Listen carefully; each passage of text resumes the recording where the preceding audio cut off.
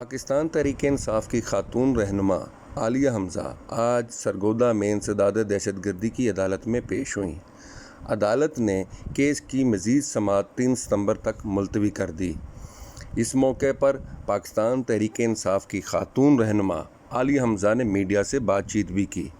Media से बातचीत करते हुए उनका कहना था कि बानी PTI इमरान खान जल्द रिहा होकर अवाम के दरमियान होंगे और इस मौके पर उनका मज़ीद ये भी कहना था कि कौम को पैगाम देना चाहती हूँ कि घबराना नहीं, क्योंकि हम नहीं घबरा रहे। मज़ीद उनका क्या कहना था, आइए सुनते हैं।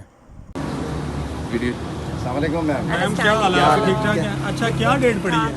बस जी डेट 3 तारीख की पड़ी है। दोबारा PRS बेल के लिए आए थे। मैं बहुत शुक्रगुजार हूँ अपने भाई का, वसीम भाई का, ये मेरे लीगल कौंसल हैं, खाकान साहब, शफकत साहब का, जिन्होंने सरगोदा हमारा साथ दिया, हर वक्त हमारा साथ दिया।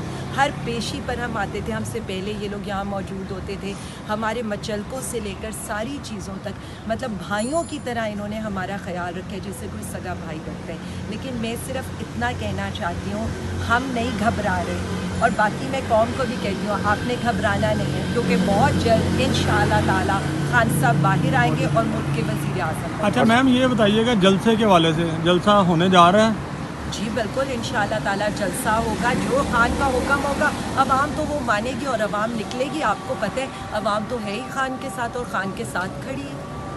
चले, बहुत शुक्रिया मैम। बहुत शुक्रिया, थैंक यू।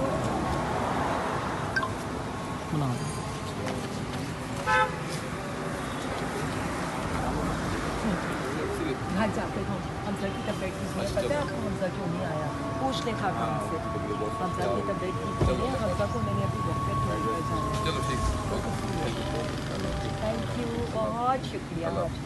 अच्छा, के लिए मैम इस्लामाबाद से फ़ोन आता है, CNN न्यूज़ से। मुझे पता है।